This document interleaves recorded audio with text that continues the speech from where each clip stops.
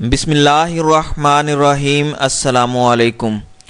تحریک لبیک پاکستان کی قیادت نے ان زیر گردش خبروں کی پرزور تردید کی ہے کہ حکومت کے ساتھ ان کا کوئی خفیہ معاہدہ یا بات چیت ہو رہی ہے، جس کے نتیجے میں ٹی ایل پی قیادت کو ضمانت پر رہائی ملے گی اور ٹی ایل پی آسیہ مسیح کے بارے میں حکومت کے لیے قابل قبول پالیسی پر عمل کرے گی۔ ہفتے کے روز ضمانت پر رہائی پانے والے ٹی ایل پی کے مرکزی ناظم نشر و اشاعت پیر محمد اعجاز اشرفی کا اس ضمن میں بات چیت کرتے ہوئے کہنا تھا کہ پولیس نے گرفتاری کے موقع پر بھی ہماری قیادت سے انتہائی ظالمانہ اور غیر انسانی سلوک کیا، یہاں تک کہ علامہ خادم حسین رضوی جو جسمانی معذوری کا شکار ہیں، ان کا امامہ بھی سر سے گر گیا۔ جیل میں بھی تحریک لبیک یا رسول اللہ کی قیادت اور کارکنان کے ساتھ یہی معاندانہ رویہ برقرار ہے۔ ہمارے ساتھ حکومت کے جیل میں کسی سطح پر کوئی باقاعدہ مذاکرات ہوئے ہیں اور نہ ہی کسی تفتیشی افسر یا ادارے نے ہمارے ساتھ سوال و جواب کی کوئی نشست کی ہے۔ پیر محمد اعجاز اشرفی کا کہنا تھا کہ ٹی ایل پی قیادت اور کارکنوں کے خلاف ریاستی جبر کا سلسلہ جاری ہے، لیکن ہم اس کے آگے نہ سرنگوں ہوئے ہیں نہ ہوں گے۔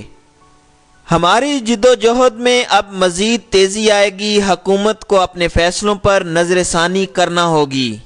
جیل میں عام پولیس اہلکاروں کا رویہ مناسب ہے، البتہ بعض افسران اور اہلکاروں کو شاید اعلیٰ سطح سے یہی ہدایات ہیں کہ ہمیں تنگ کیا جائے۔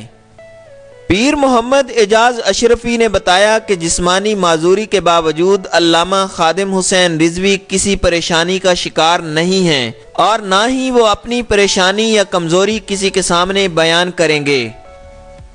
یہ الگ بات ہے کہ تحریک لبیک یا رسول اللہ کے وکیل ناصر منہاس نے گزشتہ پیشی میں عدالت سے یہ کہا تھا کہ ان کے رہنما ذہنی دباؤ اور پریشانی کا شکار ہیں، اس لیے انہیں بہتر ماحول فراہم کیا جائے۔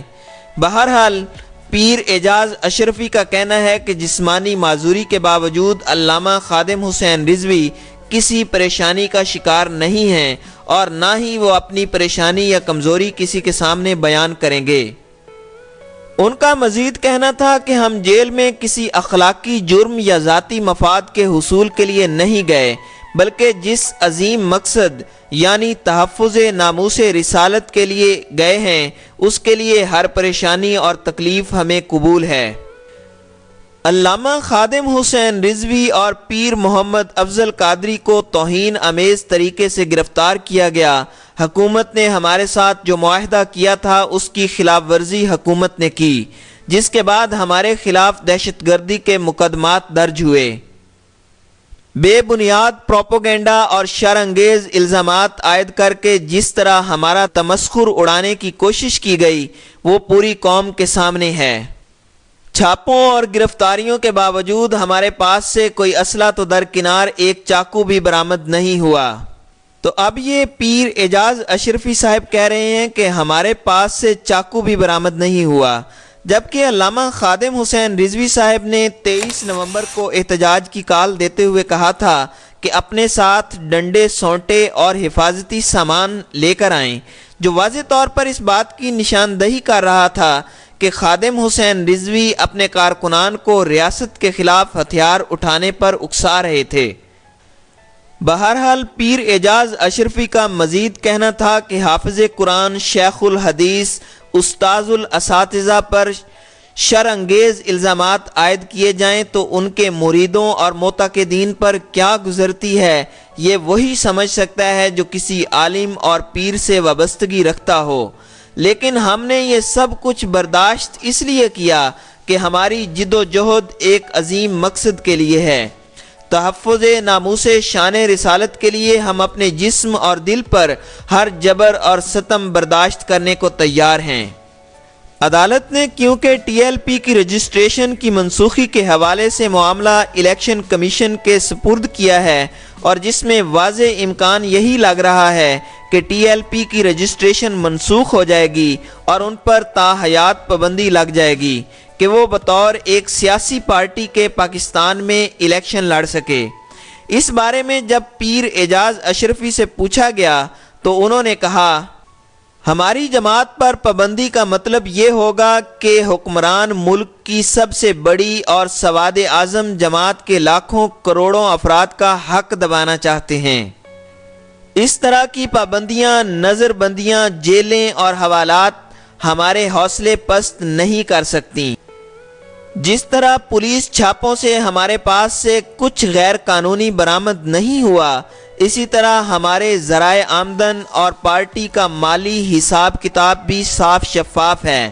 جب کوئی پوچھے گا یا حساب طلب کرے گا تو قانونی طریقے سے پیش کر دیں گے۔ انہوں نے کہا کہ مرکزی قیادت کا واضح پیغام اور موقف ہے کہ تحفظ ناموس شان رسالت کے ایشو پر کوئی سمجھوتا نہیں کریں گے۔ آسیہ مسیح کے بارے میں جماعت کی شورا فیصلہ کرے گی۔ انہوں نے اس تاثر کی بھی پرزور تردید کی کہ حکومت اور تحریک لبیک کی قیادت کے درمیان کسی خفیہ بات چیت کے نتیجے میں کوئی انڈرسٹینڈنگ ہو گئی ہے۔ انہوں نے کہا کہ آئین اور قانون کے مطابق مقدمات ختم کرانا اور عدالت میں کیس لڑنا ہمارا حق ہے جو ہم استعمال کر رہے ہیں۔ ہمارے قانونی ماہرین پر امید ہیں کہ بہت جلد علامہ خادم حسین رضوی، پیر محمد افضل قادری اور دیگر قائدین اور کارکنان رہا ہو جائیں گے۔ سید اعجاز اشرفی کے مطابق جیل میں انہیں خوفزدہ کرنے یا دباؤ میں لانے کی کوئی کوشش نہیں ہوئی، کیونکہ ایسے حربے ان لوگوں اور افراد پر آزمائے جاتے ہیں جو مادی اور ذاتی مفاد کے لیے گرفتار ہوتے ہیں۔ ان کا کہنا تھا کہ ہمارا عظیم مشن ہے جس کے لیے ہم جان بھی قربان کرنے کے لیے ہمہ وقت تیار ہیں۔